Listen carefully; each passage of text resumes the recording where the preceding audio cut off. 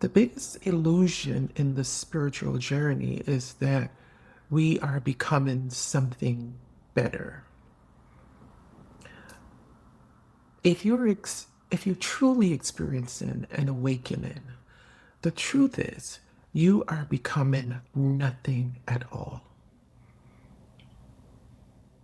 You're becoming the space that the world is happening in. And so while people are looking for something to hold on to, a new practice, a new belief, a new high, your unbecoming is dissolving everything that doesn't serve us. You're moving in the opposite direction of the world. You may feel like the contrarian. And that's why we lose relationships, friendships. Spaces don't fit us anymore because you're moving now in the opposite direction. And that's a lonely place. You don't fit in with the world, but you don't fit in with the enlightened crowd either. Because even that feels like another mask or taking on another identity. It was like this for me. You realize that everyone's action carry a why, a reason to believe. I didn't just lose my motivation after awakening. I lost the person who needed to be someone. When you look at it, reasons are for when we are trying to get somewhere. Losing my motivation didn't mean going another direction for me. Everything I held true was quietly disappearing. All the illusions I had about what life is, who I need to be, standing strong in identity, all of that is quietly disappearing, and it leaves this spaciousness there, which at first feels like just this emptiness and this void. I didn't lose my way. I'm just losing the part of me who needs a way, who needs a path, who needs a direction. Now I can just be. And don't get me wrong, motivation is good when there is a destination or a goal. It serves then. But when you are nothing, you don't need it because you're present. In this nothingness, as you're quietly unbecoming and you start to feel this nothingness, your relationship with need changes. When you are nothing, need isn't for existence anymore. It's only for necessity. This is where the need for validation dies. There is a oneness in this nothingness that is so, so complete and so divine. It doesn't need to be seen or confirmed by the world. And that's why there is such an ease when you're nothing. You don't need anything tangible to tell you that you are or you exist. The world itself is existing in the spaciousness that you are now. So the thing is, the first debt for me was losing the roles, the old self, all a part of the unbecoming, the false self, and being the true self. But what I did not expect was a kind of second death, losing even the spiritual identity, losing what was left after the roles are being quietly disappearing and dissolving. The spiritual person that I held on to, that started dissolving as well. I didn't expect this. It's like a second kind of death.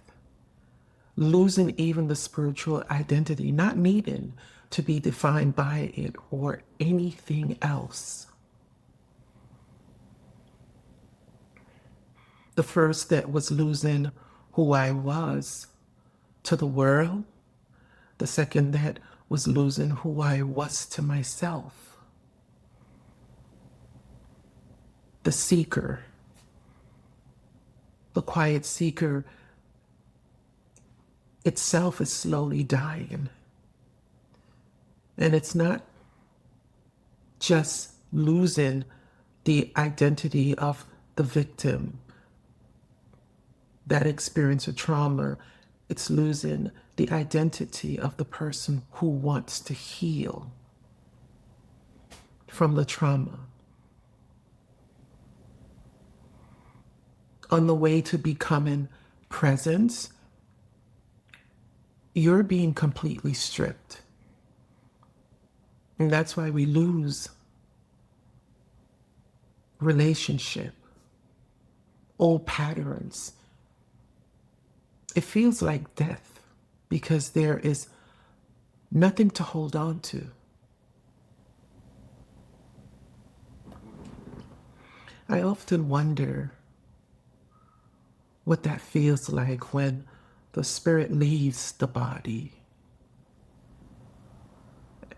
And there's a subtle realization now that there's a feeling that there's nothing to hold on to.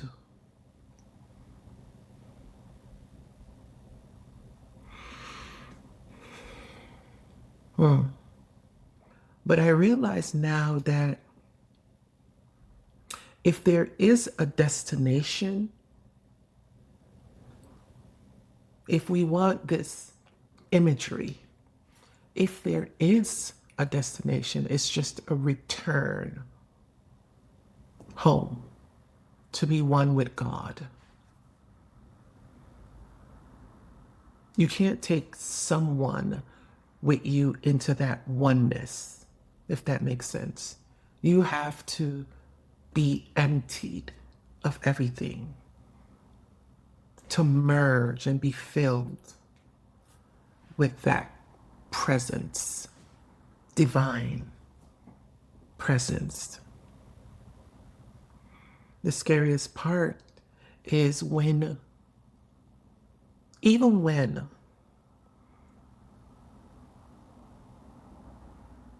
the shadow is there, that also disappears. I thought I needed to heal the old version of myself. I thought that was what being spiritual was about, healing that old version of myself. But awakening pulls you in slowly until there's nothing left for the ego to stick to. You become nothing. And when you become nothing, then there's no shadow, no victim role, not even the healed role. And all that was familiar feels like a language that you don't speak. And we're not pretending here. It's not aligned anymore. You look at your old life and realize you really never lived it. You were surviving it. Being nothing, you're not in control. You move like the wind. You don't need a reason. When you are just presence, nothing sticks. Nothing sticks.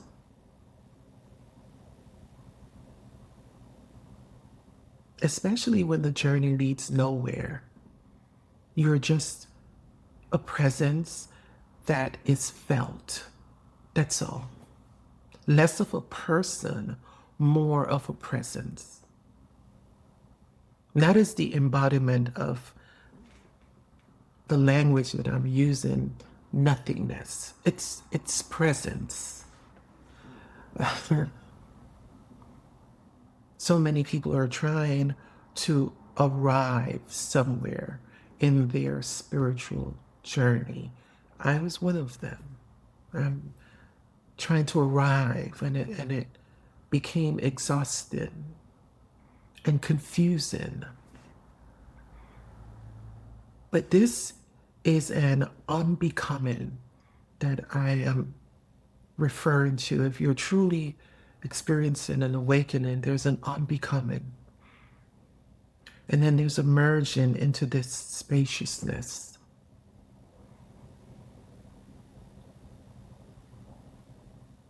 And even when the fear of becoming something becomes a thought for me, it has nothing to hold on to when you are nothing.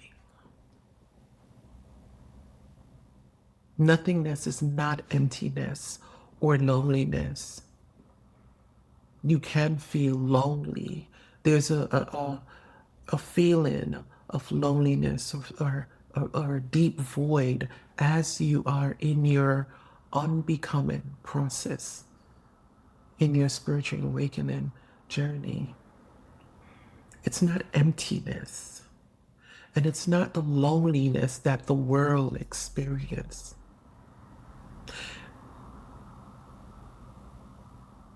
You're experiencing the essence of being pure presence. And at first, it's not familiar, but just keep sitting in that silence. You're probably feeling, if you're listening to this and you've gotten this far, lost and lonely and the odd one, maybe misunderstood by everyone, not fitting into different communities, different spiritual communities, not fitting into spaces that you once felt comfortable in. And the deeper reason behind that is because the ego has no place to hide anymore. Has no place to hide.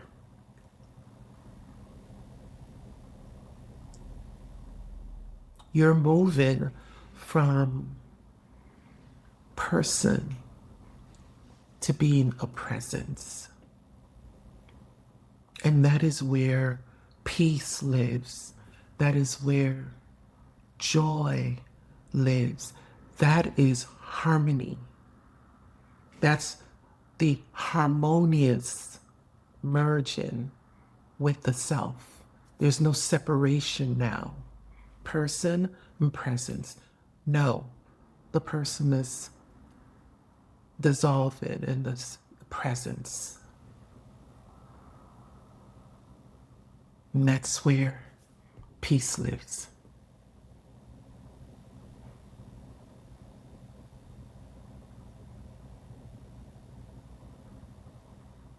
So don't worry about trying to become on this journey. I did that. I was even seeking to become more deeper into my seeking and all of that. And eventually what happened with me is I had to just let it all go. Let it all go and just be. Let the unbecoming process have its way. Let it have its way in your life. Thank you for listening. Love and gratitude. Thank you for listening.